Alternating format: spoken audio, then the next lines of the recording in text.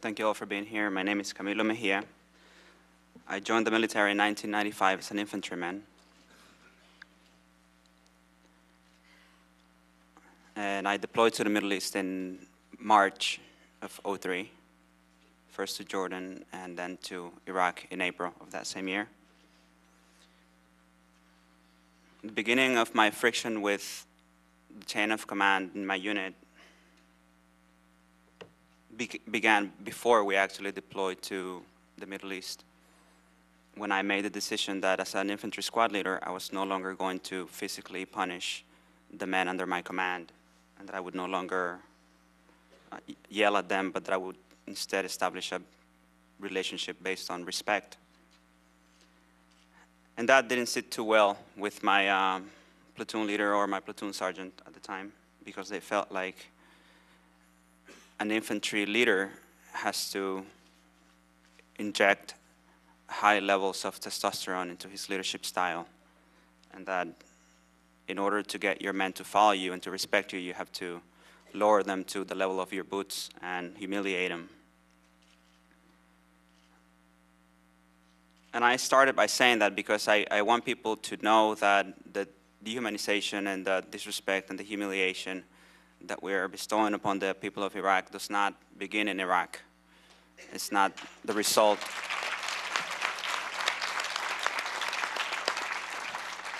It's not the result of people waking up one morning as monsters, but it's part of the culture. It's part of the military culture. They train us that way, and given the environment that we find ourselves in, all kinds of things that under normal circumstances would seem impermissible and objectionable become basically the norm.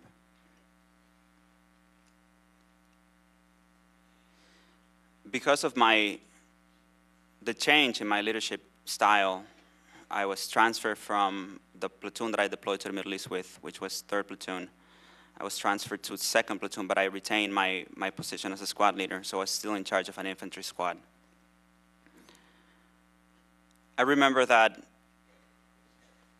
one of the, as a squad leader, I had 2 team leaders under my command, and one of the people who has served under my leadership in the 1st platoon that I served in, which was 3rd Platoon, got into a firefight. That platoon got into a firefight, and after the firefight, they, when they left the area, they were being tailgated by this Iraqi, and he fired at him and hit him in the chest, and another firefight was triggered from that. And the man was not able to receive treatment for about 2 or 3 hours, and then he was medevaced from the area. About 2 weeks after that incident, I remember that they needed someone to drive the vehicle that this man had been in when he was shot, because the relatives were at the gate and they wanted their car back. So they asked me to drive it because I was the only person around who knew how to drive a stick. So I drove the car back to the ECP, the entry control point, and ran into this person who fired at him and who hit him in the chest, who had been one of the team leaders under my command in 3rd Platoon, and who had been a very good friend of mine. And he said, "He's here." And I said, "Who is here?" And he said, "The man I shot." And I looked, and indeed he was there, and he had like a zipper-like scar on his chest. And this person looked at me and he said, "I know it's messed up, but I can't help feeling like I got cheated, because that was my one confirmed kill, and now he's here alive." And he realized what he was saying was wrong, but he couldn't help it. He couldn't help feeling that way. He couldn't help feeling that the fact that he did not take a human life actually reflected poorly on him.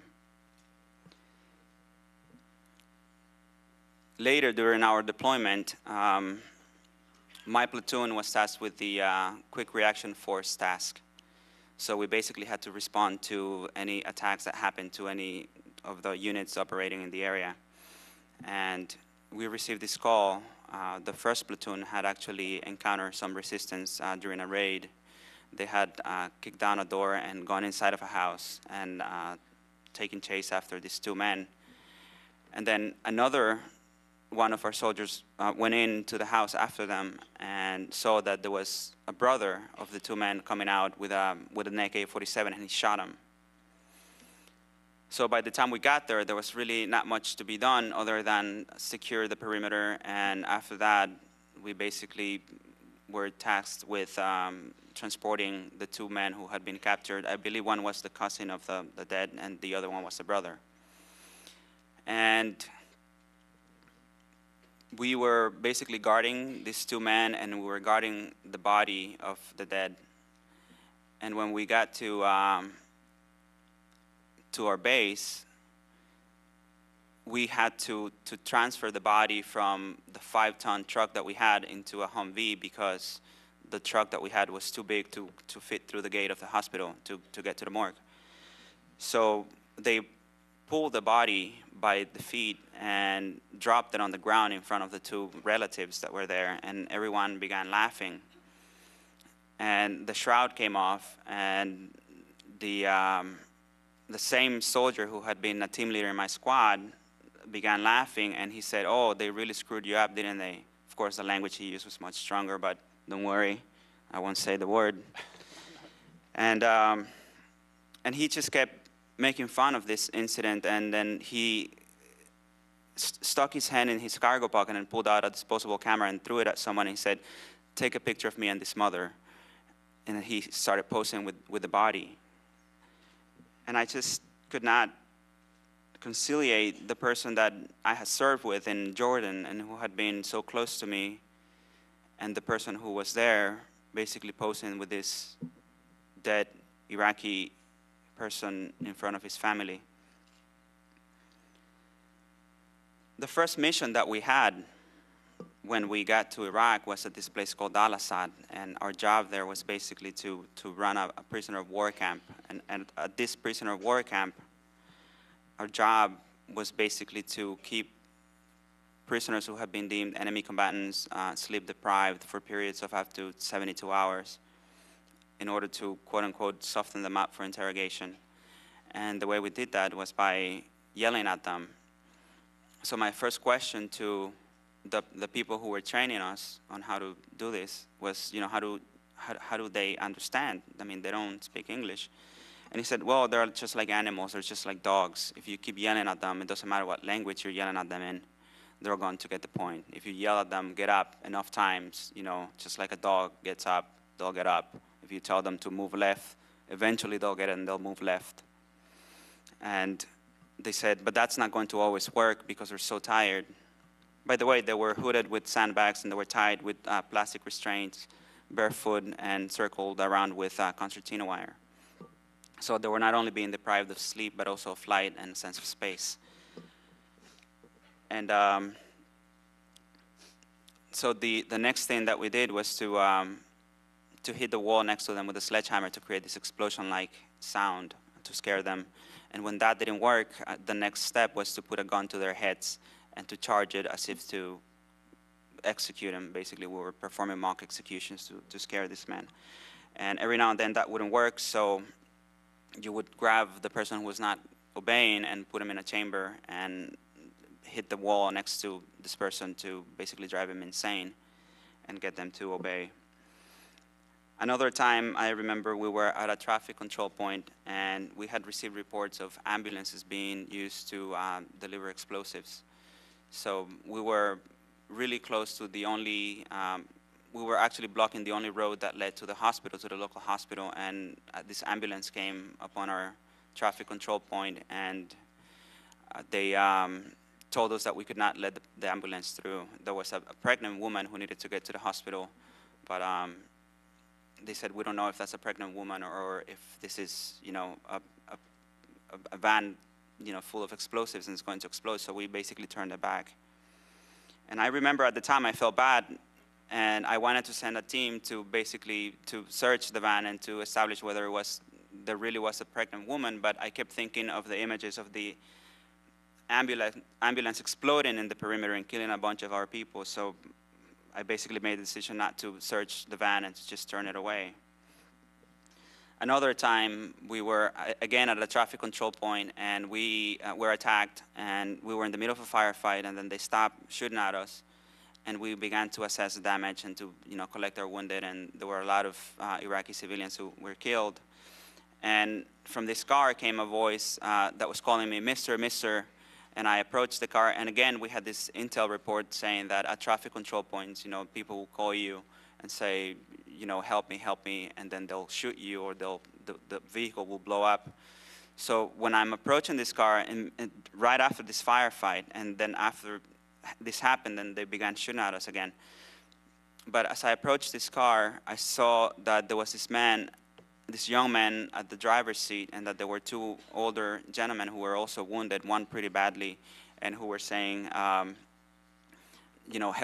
me. And at the time, all I could think about was that intel report saying, these people are trying to kill you. So I basically had my rifle aimed at them, and I was about to shoot him until somebody came and said, Sergeant, they're wounded, don't shoot at them. But I guess what I'm trying to say is that it's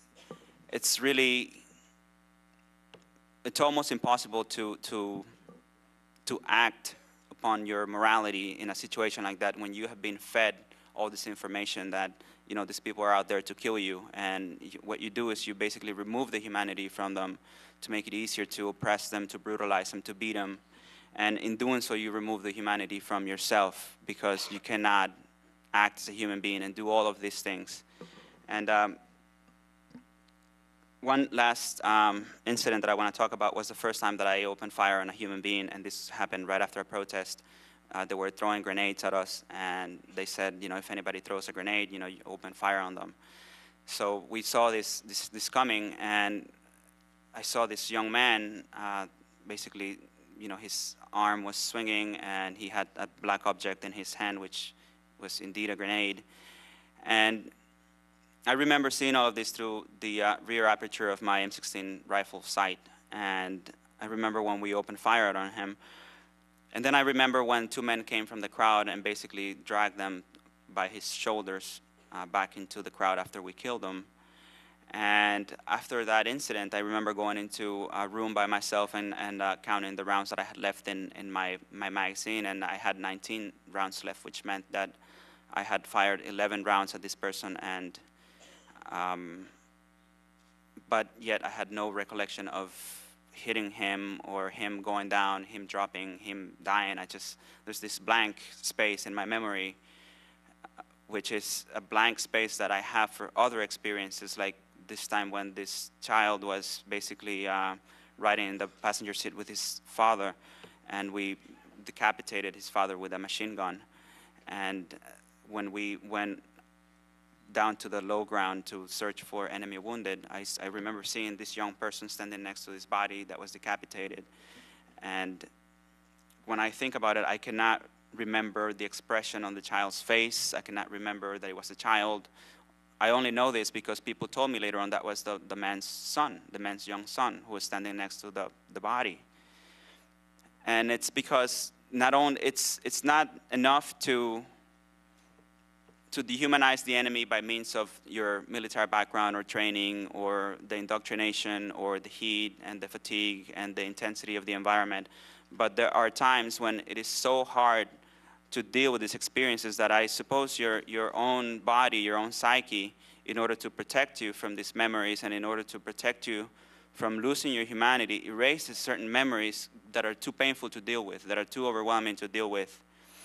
And whether it is to punish the men in your squad or the men in your unit, or to erase the face of a child whose father was decapitated next to him in a car at a traffic control point, or whether it is to pose next to a dead civilian or Iraqi or whoever,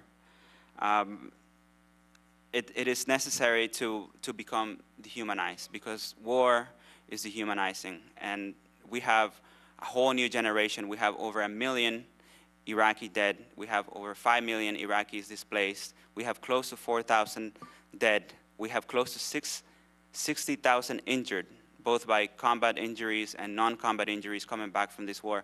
And that's not even counting the post-traumatic stress disorder and all the other psychological and emotional scars that our generation is bringing home with them. So all that just to say that war is dehumanizing a whole new generation of this country and destroying the people in the country of Iraq. In order for us to reclaim our humanity as a military and as a country, we demand the immediate and unconditional withdrawal of all troops from Iraq, care and benefits for all veterans,